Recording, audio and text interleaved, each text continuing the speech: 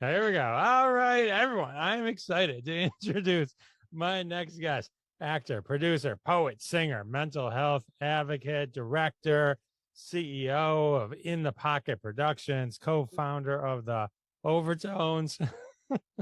Loved her in Once Upon a Time, Sneaky Pete, and of course, Resident Alien. Welcome to the show, Sara Tomko. Hello. Thank you. Wow, what an introduction. You know all the things. Although I have to say, I'm not technically co-founder of Overtones, but I did get into the a cappella group just a couple years after they were originated. So I'm like one of the OG Overtones, I figured I was like, all right, I'm just gonna throw this in there. I Just love it though. I was like, whoa, we're going back. I figured co-founder was safer than like leader of or Yeah, yeah. something. Yeah, okay, we'll take it. We'll take Yeah, it. yeah, I like yeah. it. So Co-founder. this is exciting for me on a couple levels because like I do love Resident Alien. I do like so a lot of times when I interview someone, I'll like go, oh, okay. I'll be like, oh, Sara Tomko. Okay, what would it okay, and I'll kind of investigate. And sometimes I've watched what you've done or something like that, or I'll investigate other things. Like I literally the other day, I'm a Netflix watcher, just so you Okay. know. Okay, so you're whenever my time frame is probably different than your time frame in your head because I watch a Netflix. Okay. Yes. So Love it. I literally just finished it last week, and I went through one of those upset things where Netflix came back on. I'm like, where the hell's Resident Alien? It's usually in just watched because I was Right. ready to because season 3 was only 8 episodes and like season I 2 was like know. 16 or something, Oh, and like Jeff, we've been on a real journey, let me tell you. But I love that did you discover it on Netflix and then started watching it? Or so it's like a more recent discovery for you? yeah, Resident Alien is maybe you have this with your husband. Do you have shows that like you watch and then shows that you watch together? Yes, absolutely. Absolutely. So Resident I'm watching Dying for Sex on Hulu. He is not that he wouldn't be interested, but it just was one of those things that I started on my own. But currently, we're watching The Last of Us, like together. Yes, we watch. We can talk. We'll spend the last 20 minutes talking about that. Talking But about The Last of Us. Great. so I went through this thing where I was like, the last episode of season 3 is so great. And so I was so excited for the next episode. And then it doesn't show up. I'm like, what the hell? And so then I had to search for it. And I searched for it. And then finally I'm like, oh, that was the finale. Yeah. Oh, Yep. I know. I commend Chris Sheridan, who's the writer, showrunner, and his team for what arguably is like one of the greatest episodic cliffhanger like episodes of a series. I mean, there are so many cliffhangers, like every storyline. It's almost like we're begging you to try not to bring us back for a fourth season. Like, you know what I mean? Like, we're daring you, not begging you. We're daring you to not bring us back to close all this up, right? Because you leave yourself wide open when you have just one cliff hangover. Like, but to have like 6 or 7, it was such a cool episode. I love that you just discovered it. You just had that experience last week. I love that people are discovering it now and giving it new life. We've been going since 2018. So we've had a long season of changes and roller coaster rides that we've been on with this show, including COVID and the strike in the industry. And the fact that we're still standing and that we have a season 4 coming is just fascinating. So I'm glad you're here. You've arrived, you've made it. I'm glad we finally get to have a talk about it. And I'm looking forward to hearing what you think about season 4. well, I can't wait. But to me, it's like a little surreal. So, like on the show, I talked to a lot of people from the 60s and, shows from the 60s and 70s and stuff like that. Yeah. It's rare that I'm able to finish a show last week and then luck into being able to actually spend time with you a week later. I'm like, I'm fucking Yeah, that's so cool. The timing is perfect. I'm so glad it worked out. That's the show I watch on mine. I watched that one. That was my solo show, but I want to rewatch it. I'm going to get my wife to watch it. I was like, Okay. I love it. I think it's always, I've seen them all the way through, maybe twice all the way through possibly the first season I've seen 3 times all the way through, just because we had that one in our vault, if you will, for so much longer. Season 3 is the newest, and I don't think I mean, I saw it once. I think I saw it maybe twice, but that's like, I get to that point where I'm like, all right, that's good. I need to take some time away from it. Okay, so let's go back in time for a minute and we'll work back up to Resident Alien. Did you always know you wanted to be an actress? My parents, if you asked them, they'd say yes. And I definitely got to a point in my youth after experiencing some musicals and plays in high school where I was like dedicated to pursuing musical theater and theater in general. But I think there was always a part of my brain that was like, well, I still have to have a practical job. It wasn't like in my mind something that you just went for and that was it. And it wasn't until I realized you could major in it, like in college, that I was like, oh, well, maybe I'll major in this until I know what I'm going to do. That was sort of the vibe. But I mean, I've always been, since I was young, a ham. I've always been someone who my brothers, I have 3 brothers, but 2 older brothers that would always be like, no, they're lovely and we have a great relationship. But when we were younger, they were like, no, you can't play with us. So I would like improvise playing with them around them. So they'd be playing baseball, but they wouldn't let me play. So I would be the popcorn man, the bandstand, the coach, the cheerleaders. Like I still would find ways to do what I now know is called imaginary circumstance. Like at age 5, I was constantly coming up with scenarios. I remember there would always be this, and it would always be at my brother's games. It would be like a football game, and there'd be like those coolers that had like what looked like keyboard material on top. They had these like squares in the plastic, and I would pretend to type on it, and I would pretend I was the CEO of an office. I mean, I was constantly coming up with role play and character work. So I didn't really realize what that was until college. I mean, even though I had done plays and musicals in high school, I did that because I was good at singing and I was good at acting. And it just happened to be like I had tried out for all the sports. I couldn't get on any. I think I did field hockey for 1 year. I think I did cheerleading for a while and dance team. Where I found like-minded spirits and where I found that I had true gifts and talents was in the theater and on the stage. I really understood the spotlight. I really understood that presence. But it wasn't until I'd say senior year of college that I did a play called Bash. This long monologue. I got to be this role called Medea Redux. And it was this long monologue about her loving someone so much that she harms another person in her life. I don't want to give any spoilers just in case you want to read the play, but she is really messed up. And I just remember getting so into that character that I would black out every night after doing these shows and not remember what I had done. And I'd come out of that experience feeling like, wow, I really took on the life of another human being so fully. I don't know how I can ever not want to do that. I don't know how I would ever not do that. Thus began my my pursuits. I thought I was going to go to New York. I went to Ohio for 2 years just to make some money. I did a cabaret. It was like singing, dancing, and sketch comedy. And I wanted to just like immediately get a job after college and then immediately start working on bookings. And I thought New York was the place, but then I visited a friend in LA, fell in love. The Pride Parade happened like the day I first got here. I was like entranced by all the beautiful like souls and spirits in this town.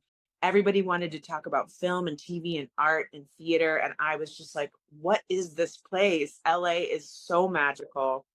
And it gets a bad rap on TV and in the magazines. Like it's so much more down to earth and suburban and lovely and inviting than the magazines say, because all you ever see is like Rodeo Drive or the red carpet events or Hollywood Boulevard. But this is a town full of incredibly beautiful, warm, loving people. And they all want to be artists in some way. So I just fell in love with LA. And I never thought TV was where I was headed. I wanted to do film more than anything. But about 10 years ago, the trajectory of the industry started changing and shifting. And my agent, I remember at the time saying, he was my manager, his name is Zach. We're still good friends to this day. But at the time, he was saying, what about TV? And I remember that was such a like, because if you were a film actor, you were a film actor. And if you were a TV actor, you were a TV actor. And if you were a theater actor, you were a theater actor. You did not like cross lines.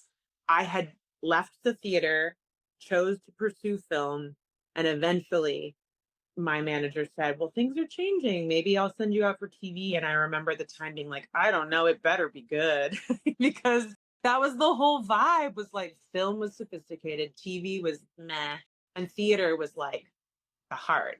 Sure enough, we started seeing shows like Mad Men and Breaking Bad and all these shows that started happening with some celebrity actors that was like really good content. And wouldn't you know it, I don't know, many years later, I finally booked my first big gig. I had a few like guest stars up to that point on television, but this was my first big booking. So I knew I wanted to be an actor from, I don't know, college age and on, but I didn't necessarily know I was going to end up in TV. And I'm still to this day pursuing film and theater. You know, like I still have dreams to be on the London stage and in a movie that you can go buy tickets to. Like I still have acting goals for my own career, but I'm so fortunate that I landed this show and this character, and the timing especially was kismet. That is amazing. I would think if you have a love for theater, then I'm sure film is amazing, but TV seems to be, I would guess, closer to the idea of theater in terms of camaraderie. Because like a movie, you could go into a movie, you could be there for 30 days and then that's it, right? And half the people you never see. Like I'm guessing that your resident alien people are family. Yeah, I hear that. I think in terms of long term, yes, theater and TV have a longer arc in terms of time. Film is the shortest, theater is like the midway point, and TV, if you're lucky, ends up being the longest point, right? But some TV shows only get the pilot or only have one season. So it's about the same as theater. So you're not wrong in that sense. But there are film storylines that go so deep and so dark or so meaningful that you can't necessarily reach that level on TV all the time. Depends on the TV show you're in, depends on the film you're in. That you could be easily be connected with someone after only 3 weeks of working with them on a film, more than you could 7 years of working with someone on a TV show. Because with TV, even though it's family, and our show specifically really does feel like a family, it's not that way for every cast. And you get to a point where it's almost like a 9 to 5 job. You show up, you do your scenes, and you go home. So you don't always spend a lot of time with each other unless you choose to. Luckily, my show, like I said, we're very close and we do spend a lot of time together, but that's not the case for everybody. So I think actually I would argue that theater and film are a lot more like connected in terms of how deep you go for the amount of time and how quickly you can become very close with those people in only a matter of a month or 3 months. No, you're right. You schooled me. I get it. I just hadn't thought of it. I was just thinking of it in terms of like being with the people longer and stuff like that. But Yeah, you're right. You're right.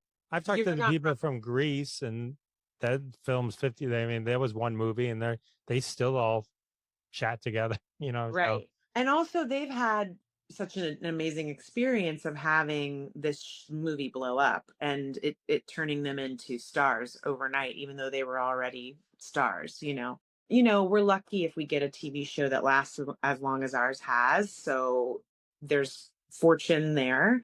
But also, I'm curious what it would be like for people on Stranger Things or The Last of Us or Game of Thrones, where not only did it last long, but it also was so deep and so rich that it might have become a bit of a detriment to their personal lives or to their relationships, because then you're so immersed in these worlds and with these fans that it's all you know. And I think it can go both ways. I think it's nice to have a balance of your personal life and the friends that you actually call your true friends and the people you work with. All right. Yeah. I think that is a great way to look at it. And that is how I will now look at it for the rest of my life. Thank you. Thank you, Sarah. Yeah. I have helped you pivot into thinking about it in a different way. And I'm glad I was here for this moment. And that your listeners were too, frankly. I mean, you're right. I hadn't considered, like, it's really about the emotional state that you spend with someone. I have friends that I spent one summer with 30 years ago and like, I don't even remember people from any other summer. And so just because of that event, the way we're together. So I think again, this show we went through so much with COVID and the strike lasting as long as we have, that we have kind of the best of both worlds. We have this long-term TV series as well as deep, meaningful connections because we've been through trauma. Like, as the cast, we have literally seen the world shut down. We've gone back to work in a COVID world. We weren't sure if we would get work during the strike, and then we got a season 3. As soon as we were done with season 3, the strike started up after that. So we had just missed and didn't have to shut down again. I mean, we've been through the ringer with each other, so it's both for us, but that's not always the case for everybody. All right, so let's talk about some of your film work. Okay. And then I saw that you did a few Mockbusters with Asylum. Oh, yeah. That was early career days. But Sharknado is like one of my favorite movies. That whole series is one of my favorite things ever. So when I see Asylum, I'm like, all right. They got it going on. It's funny, when I first got to LA, the things I was told was you want to get a part of like the casting process for background actors, so essential casting, and you want to get an indie film, obviously, as much as you can, student films, short films, anything you can do.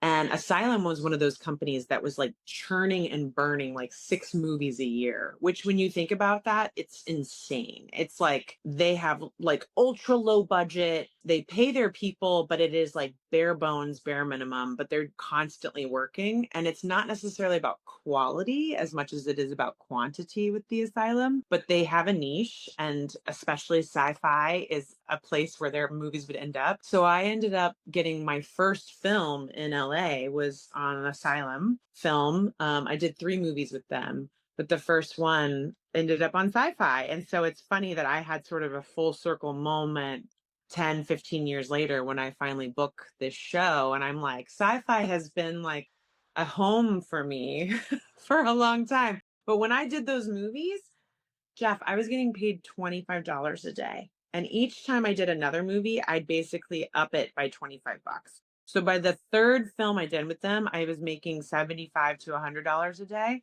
And they would feed me and they would fly me to the places they needed to go or whatever. It was mostly in LA, but like they flew me to Belize. So there was like some things where you were like, wow, this company's really doing it. And then other times you look back, you go, $25 a day? That is insane. But you have to start somewhere. And it was just a bunch of young kids just trying to like make art quickly. Those movies are a lot of fun. Oh, they're so fun. I was that one Doomsday, 2012 Doomsday? Yeah, that was the first one. That was what Amy Dolenz was in that? I flipped out because I knew her from She's Out of Control. And I loved that movie. And so I didn't say anything to her at first, but I think like 5 days into us shooting, I finally was like, Amy, I have to tell you something. I used to walk down the stairs to the song Venus, If You Will, just like she does in her cute little outfit. And I used to pretend I was her in my cute little outfit. And she was floored and we had the best laugh. And I just thought, this is the beginning. This is the beginning of my career. Like it was me and Amy Dolenz. It's so funny. I wonder, like the Mockbuster. I talked to this guy, Thunder Levin. He's the guy who wrote Sharknado 1, 2, 3, and 4. So it's funny. Tell you, I was obsessed with it. But it was like that's how I learned about like Mockbusters. Like you'd go to Blockbuster, and they're the ones that they trick the other people. They trick you, and they make you get the wrong one, and it's so close, like Snakes on a Plane, Snakes on a Train, right? Like almost the same cover art too. Like it's truly like an art form. The Mockbuster is an art form. 3022. I just wrote this one down just because I wanted to ask you a piece of trivia on it. Do you know what year 3022 takes place in? I mean, isn't that the year? That is a 3022? common misconception. That's why I wrote it down. 2189. I don't know why. I thought that was funny. It's like common misconception is this takes place in this year, not this. Oh, that was like was that like the numbers of how Yeah. many days they were in space or something like that? I think I did a small bit part at the beginning of that film, but I wasn't in that one as much. So I don't really know the storyline as much. And then did you know Dee Dee Pfeiffer from Yes. Your Journey to the Center of the Earth? Yes. I'm just naming people who've been in my podcast. I love that. Okay, so Dee Dee obviously is related to Michelle, whom I am a big fan of, but I did not talk to her about that because I assumed that probably was something that people do a lot, and I think it's rude. Like Dee Dee's her own person, she's her own actor. Like she's a wonderful, loving individual, and now she loves her sister. She loves talking about her family, but I never talked to her about Michelle just because I was like, I want to give her like the time of day on her own terms. She was so lovely to work with. I loved that movie because again, I was with some young women in soldier form, and I got to do some really fun things out in the desert. Mainly get like doused in spider goo, and then I have to like run really fast through a portal and like jump at just in time for it to like land somewhere else. And I have fond memories of that experience. That was very early days. I think I was like 25 or something doing that film, and it's really fun. That's one I would definitely suggest you guys go out and watch because there's like 3 different versions of Journey to the Center of the Earth, but I say ours is the best. It's right. They always are making that movie. It's a classic. Of course. All right. So was The Leftovers your first TV? I'm sorry, HBO. It's not TV. It's HBO. But Right. So it's different, right? HBO's its own universe. No, you're right. It was my first time ever booking work on TV as a guest star. I had just been through a really horrific time in my life, and I got this audition at a very, very like low point, but I remember thinking, what have I got to lose? I've lost everything right now in my life. I'm just going to give it my all. And I went crazy in that audition room in the best way. Like, I was the cave woman. I acted out the whole 10-minute segment without any notes, any indicators from the casting. And I remember when we were done, her name's Victoria Thomas. She's an incredible casting director. She just took one look at me and was like, that was amazing. And I was like, yes, thank you. Like all you can ever hope for is that you have a good audition. Like it doesn't matter at that point if you book it. But I felt so good. And a couple days later, I found out I got it. And I had never had, they always say there's like a sort of like a track that you have to take in TV, and co-stars being one of them is kind of like you need to get your first co-star, and then that will lead to a guest star, and then that will lead to recurring, and then that will lead to series regular. But I was fortunate that this was something that came across my desk and I was able to book it, and it went straight past co-star into guest star world, which is not an easy feat because there were so many years where I was just sort of auditioning and being rejected over and over. So it was such a good first win. It's a really loved show. It's a really fun show.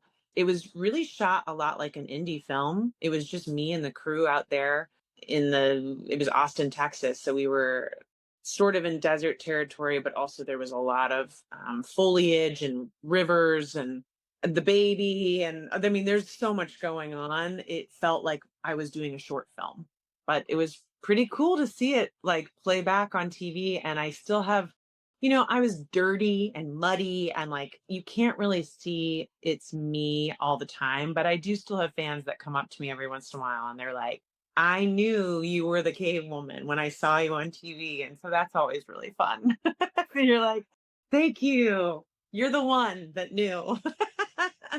that's really cool.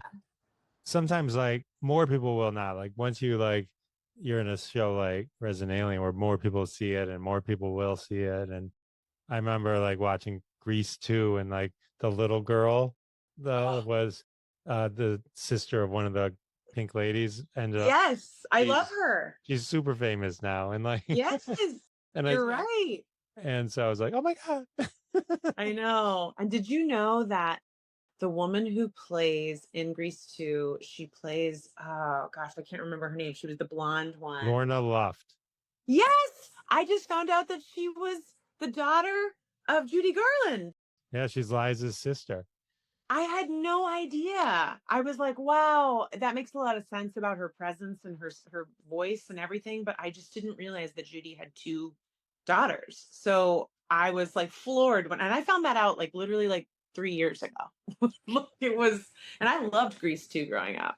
Grease 2 is the best. We'll do a separate episode just about Grease. I had Adrian Smet on. And like we talked all about Grease 2. As a matter of fact, that makes me so happy because I know all the words to all the lyrics. I love that movie so much. Oh, what a dream. I think about sometimes how I would love to see some of them at like a con and just geek out myself. You know, the Grease 2, it's not called Grease 2, it's called, I think, Cool Rider. But in the UK, it's a play. It's a musical. Oh my God, I didn't know. I found it. COOLRIDER. Speaking of Michelle Pfeiffer, come on now. Oh yeah. I need a COOL. Okay. You can keep going. I would love that. It's a great song. The funny thing is, Adrian Smith was talking about Lorna Luft and saying like she had a better voice than all of them, like times 100. And they didn't really give her anything to sing. She had like bit parts, but like in a song. You could tell though when she sang, it was like, wow, she's a powerhouse, but she doesn't get to do anything. I'm with you. I'm like, what's going on with this lady? She's amazing. Yeah, that was a miss. I guess they were going to break her out in Grease 3, but I guess it didn't happen. Of course. Maybe still will one day. You never know. Never know. I think it became High School Musical, actually. Right. Exactly. That's true. Oh. Call of Duty. Oh, wow. So get this. What's really cool about Call of Duty is, I think it was Call of Duty. I did like 3 video games, which is really cool because it's such different work. I mean, you show up, it's not just voiceover, you're doing body work. Like you get the green things all on you, you know. And I think it was Call of Duty, but it was the first time I had done something like a significant part of the game storyline. I was just a bit part because the cameo version of me that was the bit part was actually Michelle Rodriguez. And what they needed was someone to be the voice, or for her to be the voice, but someone to be the body and to be the face. So I ended up getting to do like Michelle Rodriguez's like action sequence stuff, but then she got to be the voice. So she clearly got paid a lot of money to do that, but I still felt connected to her in some way. That was very fun. You mentioned like there was a lot of rejection and stuff like that along the way before The Leftovers. Yeah. So from 2008 to 2015, when The Leftovers was, maybe 2014 when you booked it, or maybe, but like, is it hard? Like now it's like eventually the goal is just dig 2 more inches for the goal, and then boom, Resident Alien. But like, right. Is it difficult? It's like when you're going through it's going, oh, is it gonna happen? Because like for other people you must be watching, it's like they're popping off, they're for every Yeah, I think in the time, look, I think actors know, true like lifers know that you're going to have ebbs and flows in the business, and so you have to really kind of pair and manage for when you have the moments where it's really nothing's going on, and it can be years. And that between 2008 and 2000, I think it was 2015, it seems like there's a 7-year gap in there where I'm not doing anything. But what was happening actually was I decided to go study at Playhouse West Studio. A lot of actors do that. They will take on some sort of studio work. I was waitressing a lot, and really trying to make as much money as possible. I was working on because I was with this studio, we had projects in theater. We had projects that were doing short films. So I tried my hand at producing like a small short with the studio group. I had been in like 2 plays that we put on there. So I kept myself busy for, I'd say, about 3 years with that studio. Other times there was just me working as a waitress and traveling and putting money on my credit cards that I couldn't afford and getting into debt, doing headshots. I remember, I think it was 2010 that I paid the first time ever like $1,000 for my headshots. But it upped the game. Like you got to a place where it was like you got to pay to play, you got to take it seriously, you got to, try this, try that. I was on Actors Access, Backstage, Breakdown Services, Now Casting. I was on all of these things, and I would treat it like a job. I would treat it like The Secret, where I would wake up, I'd get dressed, I'd have my coffee, and I would log in to these acting websites, and I would go to town submitting myself. I had an audition for Twilight, the movie, which I was really proud of because at the time that series, the book series had blown up and they were about to make the movies. And do you remember there was a female part in the Wolf Pack? I can't remember her name now, but she was like a sister of the brothers in the Wolf Pack. And I knew I was perfect for it. So I like sent my headshot and my resume in. Like, this is when you used to like mail it. I would send it in weekly because I was like, I had always heard persistence was the key. And sure enough, I'd say 2 months later, after doing it every week, they got me an audition. Now, Jeff, I bombed the shit out of that audition. I remember getting there and like didn't know what to do with my hands or my upper body. I was like stiff. I tried to be because I had been told as a theater actor, you don't want to move too much. So there's such a subtle difference between being on camera and being on stage. And I was still figuring out what to do with my body at that time. So I was just told, like, don't move. So I basically did the whole audition just like this. Yes, these are my lines. Everything's great. I hope you cast me. I'm perfect for this. After I had sent months worth of headshots to these people, I'm so grateful to them, to that casting office who gave me a shot, who basically said, let's get her in here so we can shut her up because this has got to stop. But like, so there was, even though you don't see it on the IMDb page, there's a solid 7 years of me learning and figuring out technique and making community members with other actors and artists and building up relationships to get to the point where I can get into those audition rooms, getting a manager, getting an agent, doing a showcase. I did a showcase for ABC in 2010 that was a diversity showcase. So all different types of ages and colors and sizes and shapes. And we were being presented on stage to a huge group of casting agents, and I got my manager that night. So it's like there's a lot that happened in that time, but it's not something that can be written down on IMDb. It's a huge part of the business, which is just keeping afloat. Like my husband and I are sort of on hiatus again. Like we just finished shooting season 4. We don't have any income that we know of coming our way other than maybe, if we're lucky, a season 5, right? Like it's not officially canceled. Yeah, we don't know what's going to happen with the show. So maybe. And he's an editor, filmmaker, and we have these ideas for things we want to work on. We're going to do a short film in August. We have a feature film that we're trying to pitch right now and get funding for. So we have all these things that are like in the works, but we don't know how long it'll be before we actually see results. So we have to think of things that we can do as artists to stay afloat. And one of the things I'm thinking about doing is offering tarot sessions, actually. I was thinking it'd be really cool. I've been working with tarot cards for many years, and I've done sessions for friends and family and a few strangers. Like I did a birthday party once for a friend, but I just thought that could be a really cool way to like connect with the fans of Resident Alien, where I could say, hey, if you want to buy an hour session, we can talk, and I can do your cards and I can help you and you can help me. And it can be this mutual beneficial relationship. So there's stuff that you have to always, like as actors, you have to stay on your toes and keep motivated through those lulls. And you also have to just trust that whatever's coming for you will. And we're hustlers at the end of the day. So actors, like, we're never not busy. It doesn't seem like we're doing anything, but we're always doing something. Always. Thanks for sharing all that. It looked like you were working throughout. I mean, there was definitely things in your thing. I didn't need Little anything about things. it. But I mean, you're not wrong. There is these lulls where it's like it goes. I actually used to do that all the time. I'd go to IMDb and I would calculate. I would go to actors' web pages that I really admired, and I would say how long before they did one project to the one that really got them on the map. On average, it was about 10 years wherever I went, but I would look all the time. For me, it's fun to have that too. Now, like you can go to my IMDb and you can see like the moment that I was just doing like what I could to the moment I got the leftovers, which really was the first thing to put me on the map.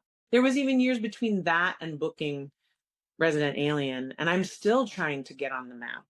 I mean, you're catching me at a time in my life and my career where like you know who I am, you know the show, but not everybody does. Like Sci-Fi is beloved by Sci-Fi fans, but it's not HBO. It's not Netflix. I mean, it is on Netflix. And so we're grateful for that. But like there's a different vibe. I think sci-fi and fantasy and horror get a bad rap and they don't get as respected in the artistic world as they do in the fan base. And like let's be honest, the first thing we're all clicking on when we go to watch a movie is some sort of horror thriller. Like why are we not giving these movies awards, right? Like what's going why where is the fantasy sci-fi section of like the love and respect we deserve for keeping people entertained, right? Yeah, no, I look, a show like Resident Alien is, and as was watching it, I was like, wow, this show gets deeper and deeper. The relationships, I start really caring more and more about these characters as it goes through. And there's one thing that was nice about it. There was a lot of episodes. It wasn't like one of these short series. I mean, it was nice. And so like that is one of the things I felt while I was watching it. It's just a dramedy. It happens to be about an alien, That's right? right.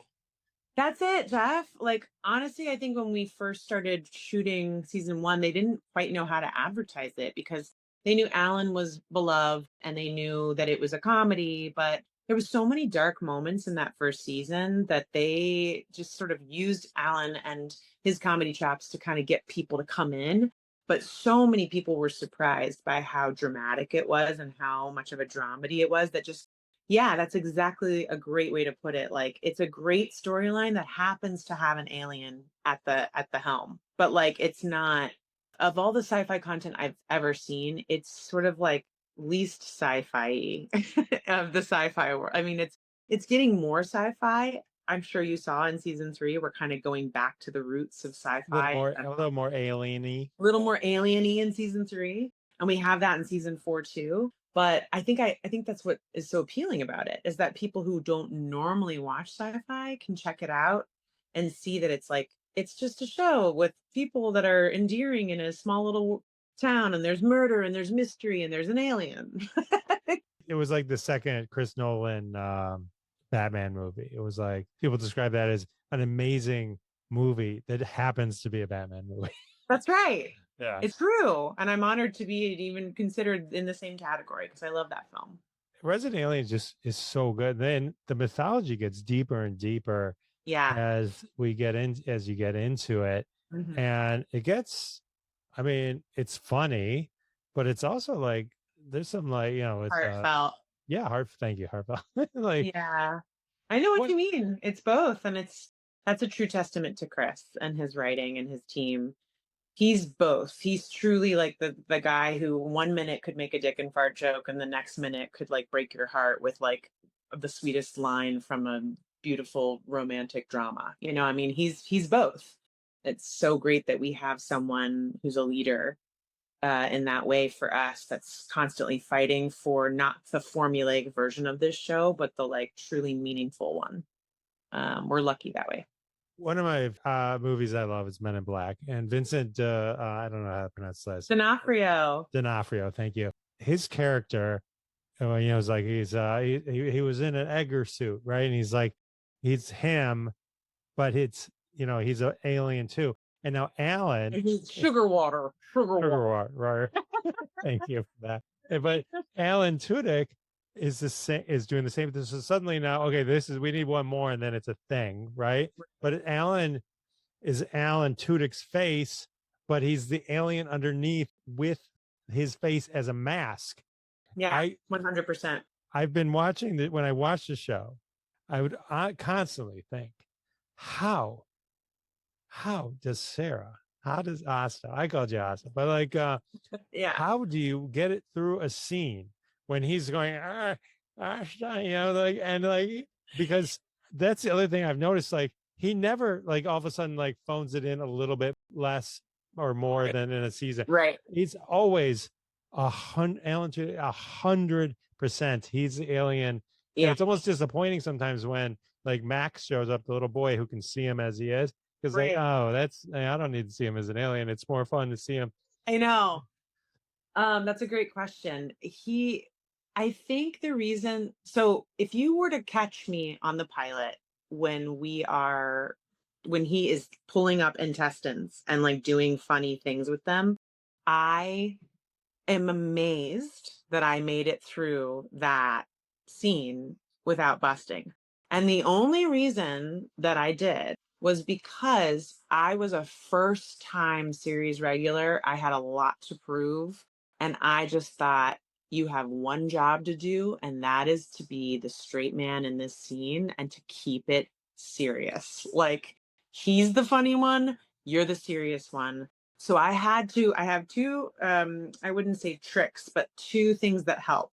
One, when I feel like he's going to make me bust, which is often, I put my tongue at the roof of my mouth so tightly. It kind of gets me centered and zoned and reminds myself, like, don't break, don't break, don't break. I can't say that I've been successful every time, but those are the things you're not going to see because they're not going to use those. But they do have bloopers of breaks that happen. One recently in season 4, he got so close to my face, and he does something different every time. And he's really surprised me with something that he did. And he was just right here doing it, and I just lost it. And we have a blooper of it somewhere. It does happen that he breaks me, but I think when you get to the point that I have with him where you see it all the time, not to be offensive to Alan, but it becomes a little bit, I'm used to it. I'm used to it. It's your first time seeing it, but I've seen it over and over, take after take. I know exactly, for the most part, what he's going to do. So some of the initial funny wears away for me, and I'm just in Asta. Also, Asta takes things so seriously, and she's so conservative, and she's so, like, honestly, I think that in the first 2 seasons, she was so dark and brooding that, like, it was hard for her to laugh at a joke. Now in season 3 that things have lightened up for her, season 4, she's starting to make her own jokes. She's a lot more playful, and it was a lot harder to, like, but I think in the beginning it wasn't hard for me at all because I was very much in the zone as Asta, like, gotta take this serious. But in general, I think it's just like exposure therapy. I'm constantly exposed to the Alan Tudyk of it all, and I've got good practice at it. I'm an expert at Alan Tudyk, if you ask me. So you're good friends actually in real life with Meredith Gerritsen? Yes, Meredith is my best friend. She is my sister. I've known her a long time. We are so lucky to be on a show together. I remember in undergrad, we would say, when she knew she was going to New York and I knew I was going to LA, we would scheme up, like, well, one day you're going to take over New York and I'm going to take over LA. Oh my God, she's literally texting me right now. It's so cute. Basically, we just said we're going to conquer on the other, opposite sides of the world, and then one day we'll be in a show together, and like a portal will open up, and the galaxy and the stars will come out. And honestly, they did, and we were shocked, but we weren't surprised. We'd been manifesting it for years, and, like, yeah, she's my best friend. I love her so much. She's great in the show. And then your best friend on the show, Alice Wetterland, Darcy. She's great too. I love. Yeah, she's the best. I love all the characters. I mean, the sheriff. I mean, the dynamic between the sheriff and Elizabeth Brown, Liz Brown, Debbie, Yeah, Thank you. Deputy Liz. Sheriff, the things I mean, whoever writes for Sheriff Mike must At this point, I think they just write for Corey, who is Sheriff Mike. I mean, in the beginning, they wrote things that he really took away. I mean, a lot of his lines end up being improv. He loves to have the last word. He's so fresh on the spot, Corey Reynolds. And it got to the point where when I started reading scripts later on in this series, I could tell that it was Corey's voice, like that happened for a lot of the characters, for Darcy, for Harry. You could just hear it. You could hear the actors, not necessarily the characters, because we were starting to understand the rhythm of each other, and the writers understood that too, which is really what makes a great writer, is to like have your own spin, but also understand what strengths the character has, the actor has. I love working with Alice. I love working with Corey. I never get to be in scenes with Corey, but it's so fun when we get to see each other on set. We're like family. And Elizabeth Bowen, I've gotten to be in a few scenes with her, and it's always just such a pleasure to work with her. And she and I have such a good time giggling and dancing and making up songs. And like, honestly, I have a good relationship with everybody on the show. Like I said, we're really fortunate to have what feels like a deep, meaningful family connection. And I think because of what we've been through traumatically as a cast, it has bonded us. And I just don't think that that's true for all casts. Not to say that you don't bond, but I feel like we have a special scenario that like is sort of unbeatable by other TV shows right now, because we have a long-standing, long-term relationship that's been through a lot. Yeah, I'm trying to think if you ever had a Linda Hamilton. I don't think, did you have scenes with her? I'm trying to remember. So Linda, I call her Aunt Linda. She and I are very close. We were just texting the other day. She's a doll. I've been to her house in New Orleans. I love her so much. We had like one scene together. It was like brief, it was like me leaving and her coming into the 59. But in season 3, she didn't have as many scenes, but she had to be there for the full amount of time. So she would work 2 days and then have 10 days off. And she just reached out to a few of us and said, like, I'm sitting around, I'm lonely, I want to hang. I don't want to just sit in my apartment all day. I don't know anybody in the city. And I was like first on the list to come to her aid. I was like, Linda, I got you. And we would take our dogs on walks. We'd play Rummy Cube. We'd have a date once a week. We'd go to Dairy Queen. Like that. It's just, and she became my Aunt Linda, and she's family now. And I'm so glad that it worked out that we could spend that much time together, because we really didn't get to work together that much. But I cherish her. Yeah, I didn't want the Rummy Q thing to go unnoticed. I grew up playing that game. I love it. That is the game. Game of games. And honestly, I don't know an older generation that doesn't know that game and love that game and have that game in their house. Sarah, I had the one that was like my grandma's, and I found it a couple of years ago, and it's like the real wood, with holders and stuff like that. That is a gem. That's vintage Rummy Cube, boo. You got to have that out like on display. That is beautiful. This does not have a happy ending. I pull it out, and all the tiles, the colors had fallen off the tile. Can you glue them back on or something, or it was like just paint it off? No, it's just like, oh, I'm so sad. And they don't make them. They don't make them like that anymore. They just do not. That didn't technically stand the test of time, but the game itself, it still does. I know Resident Alien is. How would you describe the show for those listening that haven't discovered it yet? How would you describe it? Resident Alien is this is a good challenge. Is a heartfelt comedy about the small town of Patience, the people who connect in this town, and the things very magical that happen to this town. I'll leave it there. I think if you like sci-fi, you'll love it. If you don't like sci-fi, you'll be surprised how much you love it. I think if you like comedy, you'll laugh. I think if you like drama, you'll cry. And it's something for everyone. It's a show that families can watch together. there is like adult content in some regards, but so I wouldn't necessarily say like watch it with your 6-year-old, but I'd say, I don't know, age 10 and up. I think it's something that causes family discussions and also is just really fun because everybody can relate to it, especially because we have young kids on the show.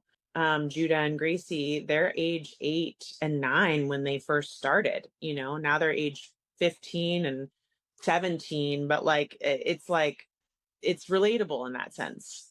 I just think it's for everybody. I think it's something for everyone. So it's worth a shot, especially this summer when you're lounging around and you're all like done with all of your big popular show episodes and you're looking for something fun and relatable and intriguing. Like, check us out. Yes, I will say that like great science fiction, like going back to like the original Star Trek and stuff like that. Great science fiction tells the best human stories. And so this is a modern, current example of one of those things. Like, don't get fooled by the fact that he's an alien and human. Like, it is a great, great story. Amazing character arcs, Yeah, just it's everything. It's true. just, I yeah. think it doesn't really matter the genre. If the story is good and the chemistry of the cast is there, it's like it doesn't matter where the location is. It just so happens that we're in a small town in Colorado, but alien fantastical things happen to us. And there's a relatable character in there for everybody. And I love that about it. I love it. All right. So it's I think it's was it on USA Network USA now. Network. It's also going to be airing on Sci-Fi as well because we've always been a Sci-Fi show. It's just that USA Network took us on their channel just because they're trying to divide up their content. So we're going to be airing on USA Network and Sci-Fi on June 6th.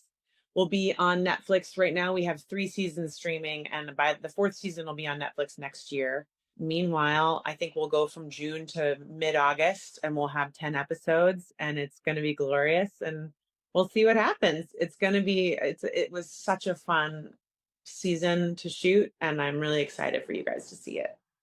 I'm excited to see it. And I'm excited to see my first season in real time. Yeah. So, but everyone should go binge. You can binge it on. Yeah, binge definitely it. on Netflix. On Peacock, Netflix, iTunes, you could buy it. I mean, I bought it on iTunes just so I didn't have to like worry about Wi-Fi. I downloaded it for like $20.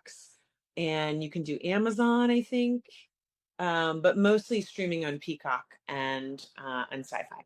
Totally. All right. So what else? What else you got in the Pocket Productions? It's your Yes. Well, we talked about it a little bit, but my husband and I have a production company called In the Pocket Productions. This August, we're working on a short film called Soup, which is going to be a bit of a whimsical love story. And we have a feature film called It Came for Clara that we are in the middle of working on a pitch for. We have the pitch deck and the script ready to go. We're just looking for funding. So we have a business producer involved and we're going to start getting our stokes in the fire, if you will, of Clara and hope to shoot it next year. And I will be the lead of that. Her name is Leona. And it is in art house folk horror about a woman who's not quite sure if she wants to have the baby that she just had.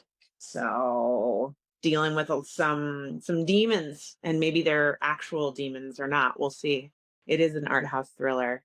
We also have a play that we've written that we're hoping maybe to put into Fringe Festival next year. We have a lot of things in the works. It is in thepocketfilms.com. Yes. But it's in the Pocket Productions on That's Instagram. Right. Yes, because I think In the Pocket Productions was already taken by some other company. And we were like, what? What is this? But no, it's in thepocketfilms.com, but it's In the Pocket Productions on Instagram. So follow, like, we'll keep you up to date. Yeah, that's it.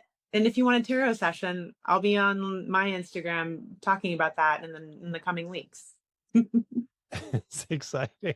Oh, this is not good news. You're not going to make it to the end of season 4. You're gonna... It never works like that. Oh no, it's never about good versus bad. It's always something like food for thought. So give me some food for thought about season 4, Jeff. I can be a tarot person real quick.